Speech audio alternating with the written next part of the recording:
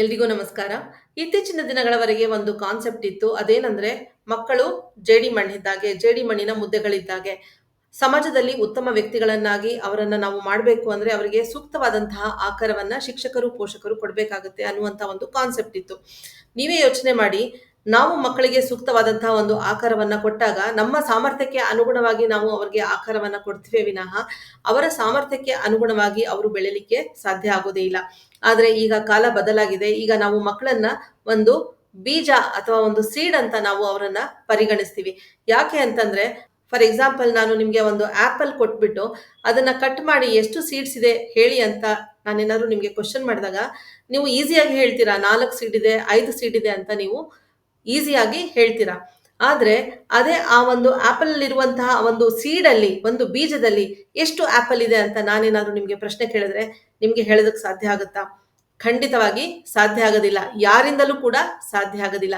ಯಾಕೆಂದ್ರೆ ಆ ಬೀಜದಲ್ಲಿ ಎಷ್ಟು ಅಪಾರವಾದಂತಹ ಶಕ್ತಿ ಇದೆ, ಆ ಒಂದು ಬೀಜ ಎಷ್ಟು ಆಪಲ್ಗಳನ್ನ ಕೊಡಬಹುದು ಅನ್ನುವಂತಹ ಒಂದು ಅಂದಾಜನ್ನ ಯಾರು ಕೂಡ ಮಾಡೋದಕ್ಕೆ ಸಾಧ್ಯ ಇಲ್ಲ. ಯಾಕೆಂದ್ರೆ ಅದರಲ್ಲಿರುವಂತಹ ಅಪಾರ ಶಕ್ತಿಯನ್ನ ನಾವು ಗುರುತಿಸ್ಲಿಕ್ಕೆ ಸಾಧ್ಯ ಆಗೋದಿಲ್ಲ. ಹಾಗಾಗಿ ನಾವು ವಿದ್ಯಾರ್ಥಿಗಳನ್ನು ಕೂಡ ನಾವು ಒಂದು ಸೀಡ್ ಅಂತ ಕನ್ಸಿಡರ್ ಮಾಡಬೇಕಾಗುತ್ತೆ.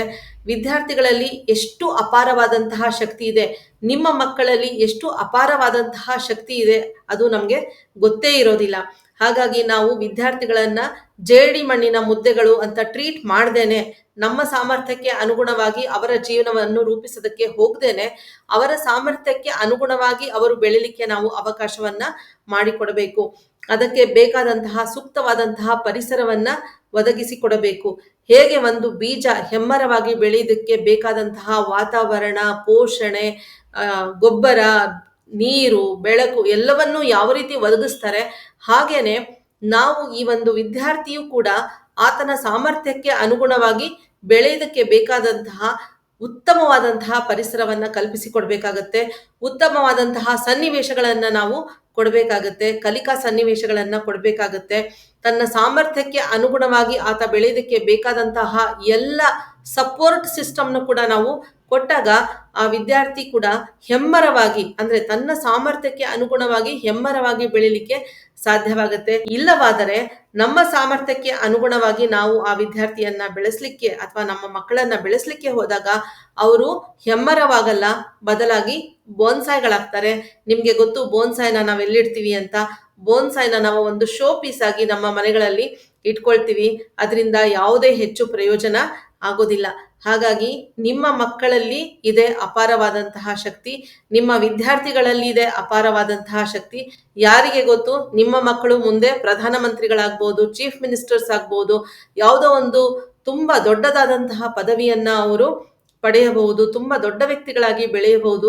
ಯಾರಿಗೂ ಗೊತ್ತಿಲ್ಲ. ನಿಮ್ಮ ವಿದ್ಯಾರ್ಥಿಗಳು, ನಿಮ್ಮ ಕ್ಲಾಸಲ್ಲಿ ಇರುವಂತಹ ಪ್ರತಿಯೊಬ್ಬ ವಿದ್ಯಾರ್ಥಿಯು ಮುಂದೆ ಏನಾಗ್ತಾರೆ ಅಂತ ಗೊತ್ತಿಲ್ಲ. ಪ್ರೆಸಿಡೆಂಟ್ ಆಗ್ಬೋದು, ಪ್ರೈಮ್ ಮಿನಿಸ್ಟರ್ ಆಗ್ಬೋದು. ಹಾಗಾಗಿ ನಿಮ್ಮ ವಿದ್ಯಾರ್ಥಿಗಳಲ್ಲಿ ಅಪಾರವಾದಂತಹ ಶಕ್ತಿ ಇದೆ ಅಂತ ನೀವು ಭಾವಿಸಿ ಅವ್ರಿಗೆ ನೀವು ಪಾಠವನ್ನ ಮಾಡಿ. ನಿಮ್ಮ ವಿದ್ಯಾರ್ಥಿಗಳಲ್ಲಿ, ಮಕ್ಕಳಲ್ಲಿ ಅಪಾರವಾದ ಶಕ್ತಿ ಇದೆ ಅಂತ ಹೇಳಿ ನೀವು ಅವರನ್ನ ಪೋಷಣೆ ಮಾಡಿ, ಅವರನ್ನ ಬೆಳೆಸಿ, ಅವರ ಸಾಮರ್ಥ್ಯಕ್ಕೆ ಅನುಗುಣವಾಗಿ ಅವರು ಬೆಳೆಯುವುದಕ್ಕೆ ಬೇಕಾದಂತಹ ಎಲ್ಲ ಸಪೋರ್ಟ್ ಸಿಸ್ಟಮ್ನ ನೀವು ಕೊಟ್ಟಾಗ ಅವರು ಹೆಮ್ಮರವಾಗಿ ಬೆಳಿಲಿಕ್ಕೆ ಸಾಧ್ಯವಾಗುತ್ತೆ. ಈ ವಿಡಿಯೋ ನಿಮ್ಗೆ ಇಷ್ಟ ಆಗಿದ್ರೆ ದಯವಿಟ್ಟು ಕಮೆಂಟ್ ಮಾಡಿ, ಹಾಗೆ ಲೈಕ್ ಮಾಡಿ, ಶೇರ್ ಮಾಡಿ, ಹಾಗೆ ಚಾನೆಲ್ನ ಸಬ್ಸ್ಕ್ರೈಬ್ ಮಾಡಿ, ಹಾಗೆ ಬೆಲ್ ಐಕಾನ್ ಅನ್ನ ದಯವಿಟ್ಟು ಪ್ರೆಸ್ ಮಾಡಿ. ಇದರಿಂದ ನಾನು ಅಪ್ಲೋಡ್ ಮಾಡುವಂತಹ ಎಲ್ಲ ವಿಡಿಯೋಗಳ ನೋಟಿಫಿಕೇಶನ್ ನಿಮ್ಗೆ ಸಿಗುತ್ತೆ. ನನ್ನ ಮುಂದಿನ ವಿಡಿಯೋದೊಂದಿಗೆ ಮತ್ತೆ ನಾನು ನಿಮ್ಮನ್ನ ಭೇಟಿ ಮಾಡ್ತೀನಿ. ಅಲ್ಲಿಯವರೆಗೆ ನಮಸ್ಕಾರ, ಧನ್ಯವಾದ.